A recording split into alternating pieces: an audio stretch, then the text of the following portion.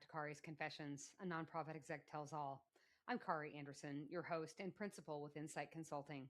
My podcast explores the tools and strategies that help nonprofit leaders grow their impact and build resilient organizations. As always, I'm here to share some hard earned lessons and honest truths from life inside the nonprofit world.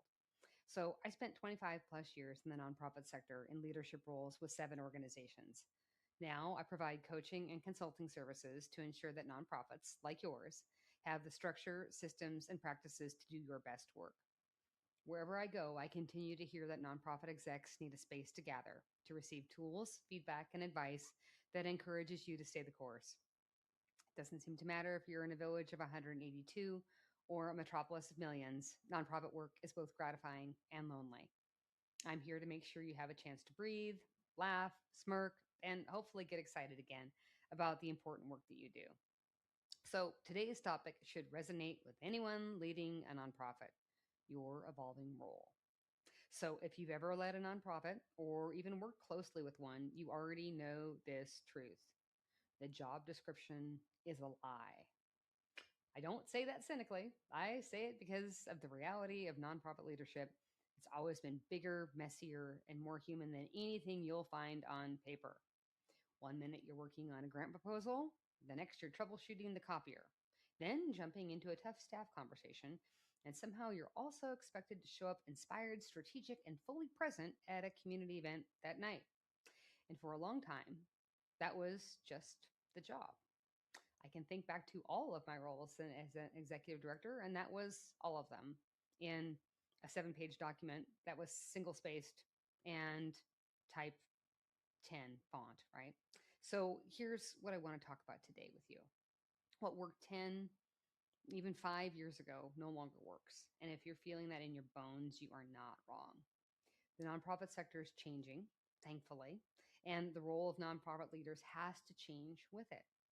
The shift from manager to visionary isn't optional anymore. It's the difference between organizations that survive year to year and organizations that actually thrive. So here's the reality of traditional nonprofit leadership from my perspective.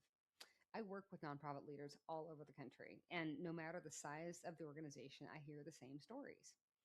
Executive directors who are managing day to day operations, overseeing fundraising, serving as the public face of the organization, acting as HR, finance, IT, and sometimes unofficial therapist, and usually doing all of that with a budget that barely covers the basics. This multitasking didn't happen because nonprofit leaders lack ambition or vision. It happened because for a long time there was no other option. Budgets were tight, staff were small, if there were any other staff besides you. The work was urgent, so leaders stepped in again and again to fill the gaps. I know I did. It certainly was expected. But what that created over time is this culture of reaction. I see it constantly. Leaders who are brilliant, committed, and deeply mission driven, but completely exhausted. They're spending their days putting out fires instead of building fireproof systems. And without meaning to be, the organization starts to depend on them doing everything. Staff learn if it's important, the executive director will handle it. Boards learn they've got it covered. And suddenly, one person becomes the bottleneck for the entire organization. You know who you are. That's not sustainable. And it's not leadership failure, it's leadership evolution waiting to happen. So, why does this pressure feel so much heavier now? Here's the thing: the nonprofit world itself has changed dramatically. The expectations on organizations today are nothing like they were even a decade ago. We're facing stricter accountability standards. Frankly, they're overdue. Economic uncertainty that never really seems to settle. Communities with more complex, interconnected needs. And nonprofits are being asked to meet all of that while balancing mission impact with financial sustainability and answering to boards, funders, regulators, donors, staff, and communities all at the same time. Unlike for profit businesses, there isn't one clean bottom line. Success is layered, it's complicated, and it's deeply human. I see leaders trying to do more with less every single year, During our economic downturns, community needs have skyrocketed just as donor capacity tightens. Competition for funding is fierce, and the pressure to prove impact has increased dramatically. Good intentions are no longer enough. Passion is no longer enough. Hard work alone is no longer enough. The leaders who are surviving and thriving are the ones who've shifted how they lead. So I want you to think about how you can shift from managing to being a visionary leader. When I talk about moving from manager to visionary, I want to be really clear on something. This isn't about abandoning operations. This is about changing your relationship to them.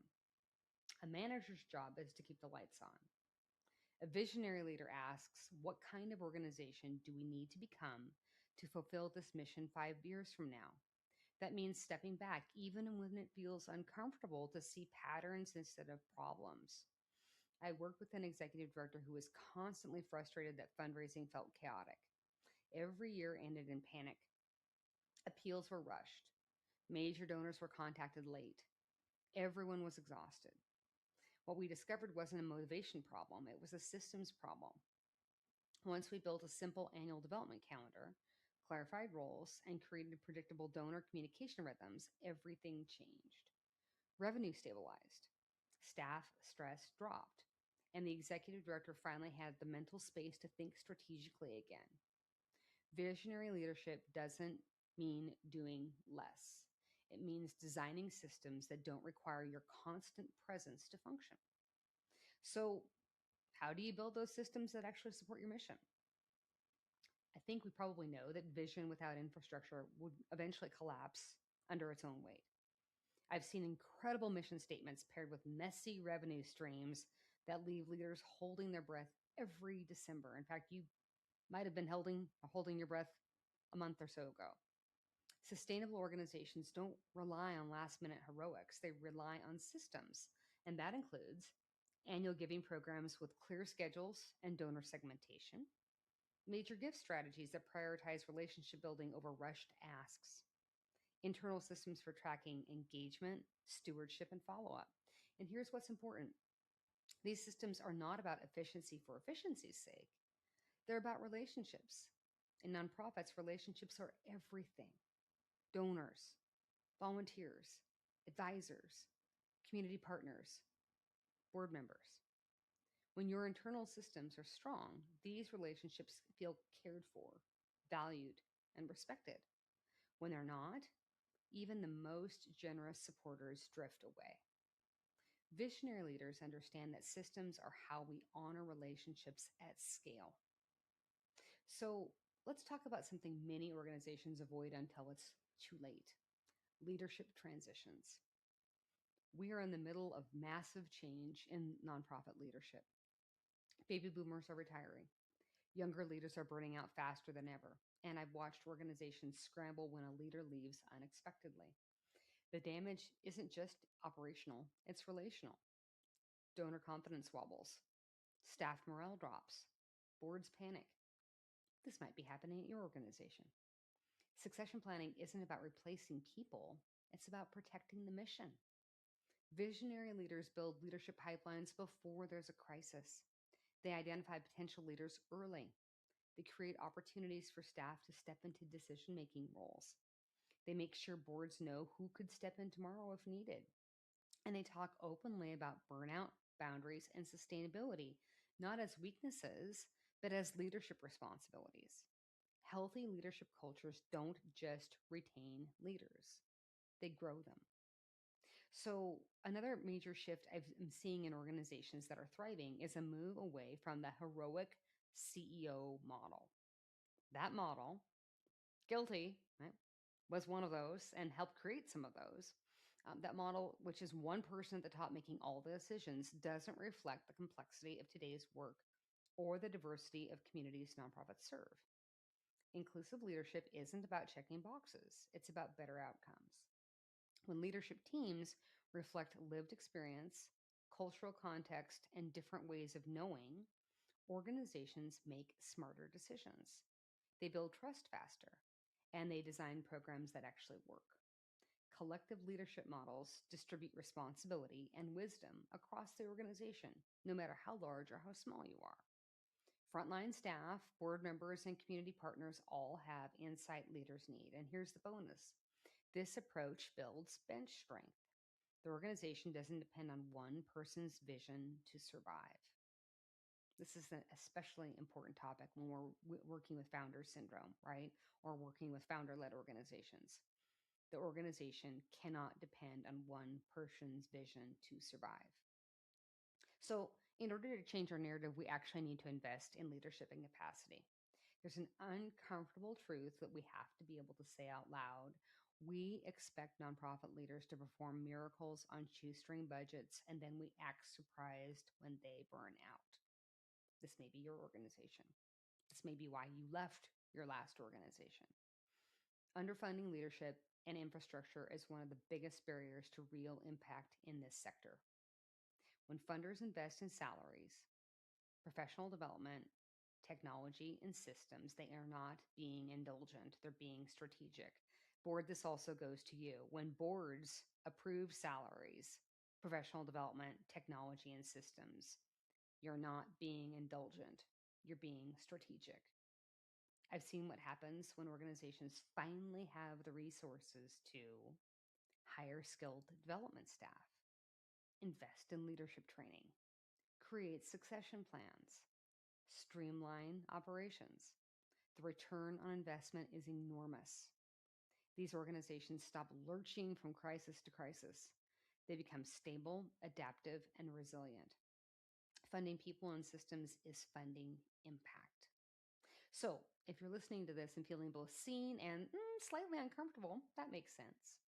Evolution always does.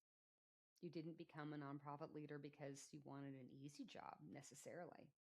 You did it because you care deeply about your mission and your community. But your organization doesn't just need you to work harder, it needs you to lead differently. Take an honest look at where your time are going. What could be delegated, systematized, or let go? Who are you developing to lead alongside and after you? The shift from manager to visionary isn't a luxury. It's the future of nonprofit leadership, and your community is counting on you to make it. So thanks for joining me today for Kari's Confessions, a nonprofit exec tells all.